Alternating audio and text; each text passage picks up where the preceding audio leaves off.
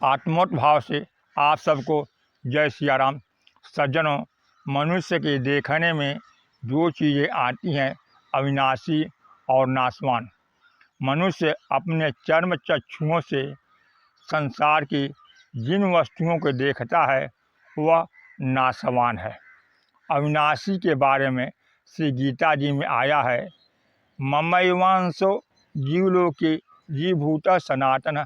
भगवान श्री कृष्ण अर्जुन से कहते हैं, इस संसार में जीव बना हुआ प्राणी मेरा ही सनातन अंश है। गोस्वामी तुलसीदास जी भी श्री रामचरितमानस में लिखते हैं, ईश्वर अंश जीव अविनाशी चेतन अमल सहज सुख राशि। ईश्वर अंश जीव अविनाशी है, चैतन्य है, सहज सुख राशि है। इसलिए श्रद्धालु जिज्ञासुओं के मन में प्रश्न आता है, राम साक्षात ईश्वर हैं लेकिन दिखाई नहीं देते। इस संबंध में कबीर दास जी सधुकरी भाषा में कहते हैं, जिन आँखिन संवा को लखिए सो तो गई है मुदाय, कैसे राम रूप लखी जाए। जिन दृष्टि के द्वारा राम को देखा जा सकता है वह दृष्टि तो है ही नहीं, इसलिए राम को कैसे देख पाएंगे। श्री रामचरितमानस में इससे भिन्न रूप में प्रस्तुत किया गया है। माता पार्वती जी भगवान शंकर जी से पूछती हैं, राम को देखकर भी लोग पहचान क्यों नहीं पाते। भगवान शंकर हंसते हैं लेकिन यह नहीं कहते कि दृष्टि के अभाव में भगवान राम को कैसे पहचान पाएंगे। वह एक शब्द और जोड़ देते हैं और अनोखे भाव में कहते हैं, मुकुर मलिन अरुणयन बीना राम रूप देखहि किमि दीना। ये बेचारे निरीह दीनहीन हैं, जिनके पास न दृष्टि है न दर्पण है।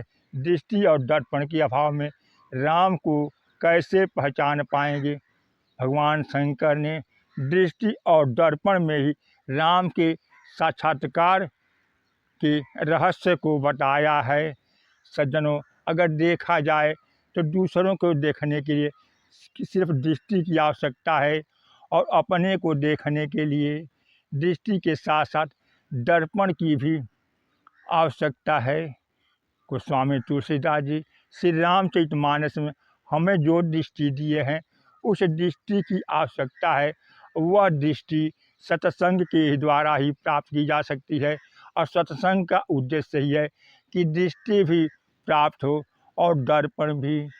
गोस्वामी जी रामचरितमानस लिखते हुए गुरु पद की वंदना करते हुए कहते हैं, गुरुपद रज मृदु मंजुल अंजन नयन अमीय दृग दोष विभंजन। मैं गुरु चरणों का आश्रय लेता हूँ। गुरु चरणों के आश्रय से अपने दृष्टि के दोष का निवारण करके बाल कांड लिखना शुरू किए। अयोध्या कांड में आए, पुनः लिखते हैं, श्री गुरु चरण सरोज रज। गुरुदेव जी के चरण रज का वंदना करता हूँ। पूछा गया कि आपने गुरुदेव के पदरज का तो वंदन के रामचरितमानस लिखे, लेकिन अयोध्या कांड में क्यों लिख रहे हैं। गोस्वामी जी कहते हैं कि बाल कांड में गुरु पदरज द्वारा दृष्टि के दोष का निवारण किया और अयोध्या कांड में श्री गुरु चरण सरोज रज। हनुमान चालीसा के प्रारंभ में भी है, श्री गुरु चरण सरोज रज निज मन मुकुर सुधार। गुरुदेव जी के चरण से अपने मन रूपी दर्पण को स्वच्छ करता हूँ। गोस्वामी जी बाल कांड में गुरु पद रज द्वारा दृष्टि के दोष का निवारण किए और अयोध्या कांड में अपने मन रूपी दर्पण को स्वच्छ करते हुए लिखते हैं, गुरु पद रज मृदु मंजुल अंजन नयन अमीय दृग दोष विभंजन। तेहि कर विमल विवेक विलोचन वरन राम चरित भवमोचन। जब तक अंतर्दृष्टि स्वच्छ नहीं होगा और मन रूपी दर्पण शुद्ध नहीं होगा, साफ नहीं होगा, तब तक गोस्वामी तुलसीदास जी के राम का साक्षात्कार व्यक्ति नहीं कर पाएगा। इसलिए सत्संग की बहुत बड़ी महिमा है, राम कथा श्रवण की बहुत बड़ी महिमा है। रामचरित सागर था न पावै कोई, संतन संग जो सुने तुम्हें सुनावें सोई।